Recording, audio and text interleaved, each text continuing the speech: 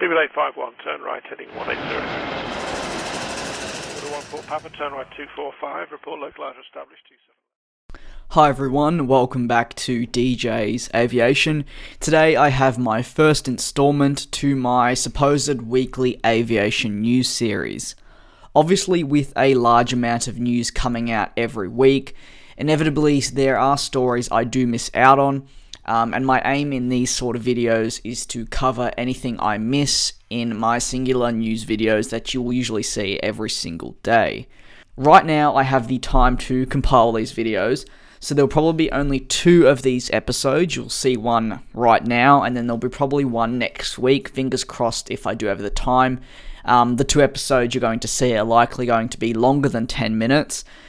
Which I know a lot of you have asked for because you do enjoy my longer videos. There are a couple of stories I want to cover in this video, including the BOC Aviation agreement for new 787s, the Air China Group's order for new aircraft, and a few more stories on top of that. Pretty much I'm going to include 3 to 6 small videos into one big one. Our first story today comes from BOC Aviation. The lesser company, of course titled BOC Aviation, signed on March the 29th a purchase agreement with Boeing for 6 of the Boeing 787-9 aircraft. The deal at list price is valued at US $1.69 billion, but as it's been made apparent, these prices can be heavily reduced. Sometimes, depending on the customer, it can go as high as 50%. These aircraft are likely to be delivered from this year to 2019, but as all deliveries, this is subject to change, and I wouldn't completely rely on this. For some background information, if you're unaware who BOC Aviation are, they are a global aircraft operating leasing company, and they are the largest operating leasing company measured by the value of aircraft it owns. The leasing company is headquartered in Asia, more specifically Singapore, and was founded in 1993. BOC Aviation, at the end of 2017, were calculated to have around 491 aircraft. The deal, while amounting to quite a lot, is being funded through cash on hand, loans, and borrowings, and this is according to the company directly. In recent weeks, the Singapore-based company, which is majority owned by the Bank of China, actually posted a better-than-expected rise in full-year net profit. It was calculated to be around 40%. This is going to conclude our first story or segment of the day. I'll now move on to the next one. Staying in Asia though, the Air China Group recently made the news in regards to future aircraft. The Air China Group is set to be adding a whopping 170 jets through to the year 2020. During this year alone, there will be 54 new aircraft headed their way, which will also include the airline's first Airbus A350. These 54 new aircraft that the airline will be receiving are made up of the following: 25 Boeing 737s, 15 Airbus A320s, 6 A350s, 4 A330s, as well as a 777 and 787 each. With the aircraft arriving, this will also mean, unfortunately, that we will see 22 aircraft be retired throughout the year. Despite Air China receiving the 54 aircraft alone this year, 2019 actually promises to be an even bigger year for the carrier. They are set to receive almost 10 more aircraft, which will be at around 63. This will mainly include 737s and A320s. Despite the number of aircraft set to also depart Air China, numerous sources show that the fleet really isn't that old.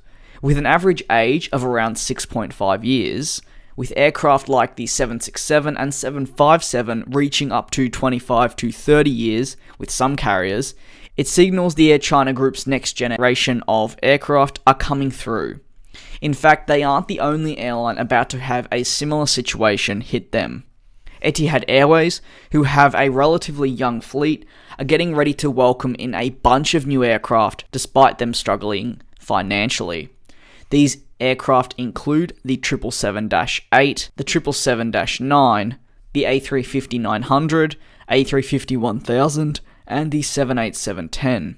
This is just in terms of new long-haul aircraft. I should mention Etihad do also have a number of narrow-body aircraft headed their way, including the A320neo family aircraft. Sticking with Etihad Airways now, the carrier, despite their struggles, have been celebrating a huge milestone in recent days. At the end of March, Etihad Airways celebrated 10 years of successful operations to China. In 2008, the carrier based in Abu Dhabi began flights to Beijing from its hub, and then in the years following, began new services to the likes of Shanghai in 2012 and Hong Kong in 2015. Through Etihad Airways launching services to China, they have carried nearly 4 million travellers to and from the countries. With around 28 flights per week, Etihad have made travelling easy for passengers. While the growth on this route has been increasing, so has cargo. In fact, Etihad has carried over 400,000 tonnes of cargo between China and the UAE in the past 10 years since services began. The Etihad Chief Executive Officer said, "We wish to express our heartfelt appreciation for the tremendous support and recognition we've received over the past 10 years from our guests and all our stakeholders. They have been all instrumental in cementing Etihad's position as a leading airline in this market and beyond." Despite the 28 flights a week, Etihad have continued to put passengers first, and to maximise the convenience to passengers, Etihad have over time entered partnerships with China Southern Airlines, China Eastern Airlines, and Haiyan Airlines. The airline also analysed the need for comfort, and on their Beijing services have just recently implemented the state-of-the-art Boeing 787-9 on the Flite. This is to meet the strong demands of Chinese passengers who wanted a more comfortable and personalised travel experience. Etihad Airways believed the 787-9 was the ideal aircraft for this job. The chief executive also went on to say, "While we will continue to offer an unparalleled experience for all our guests, we recognise that Etihad Airways needs to continue to proactively take into account increasingly diverse customer needs and to consistently evolve our value proposition to offer a tailored product and service to all our customers. We believe that in the future, the best airlines will be those that empower travellers by providing them the freedom to choose a product that is customised and personalised to satisfy their individual requirements." So congratulations to Etihad Airways for a very successful 10 years of operations to China, and also for the airline's sake, we hope it can continue for them. Staying in the same area, once again, news regarding the UAE and the United Nations has surfaced, and not for the first time, this has been in a negative way. Today, our news relates directly to the UAE complaining to the UN over alleged Qatar aircraft interceptions. The UAE have submitted a formal complaint to the United Nations in which they claim there have been alleged interceptions of civil aircraft by Qatari fighter jets.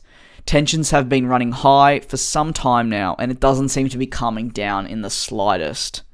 The Emirates General Civil Aviation Authority, or better known as the GCAA, have actually reported a similar incident happening before. Back in January of 2018, it was reported that 2 commercial planes, flown by the state carriers Emirates and Etihad, were actually intercepted as well. Hopefully for all parties, these tensions can be eased over the coming months. In fact, we may actually be closing in on these tensions finally being removed, with, I believe, meetings currently in the talks to hopefully resolve all the problems that have been unfolding.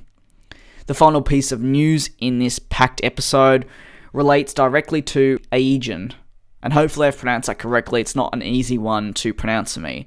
This carrier signed a deal on March the 28th for 30 A320neo family aircraft. This order makeup will include 20 A320neos and 10 A321neos.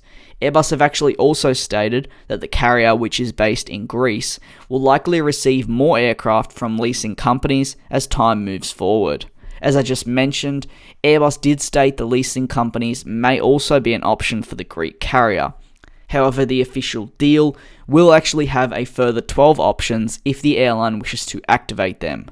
The deal is likely to officially be completed in June, and then in the next month of July, we will likely see the airline make its engine selection.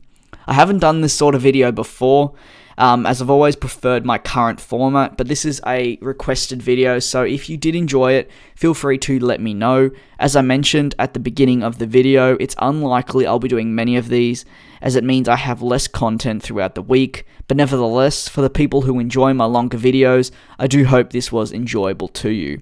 If you haven't already subscribed, feel free to do so, and if you enjoyed the video, of course, don't forget to drop a like. Thank you very much for watching, and I hope to see you all in my next one.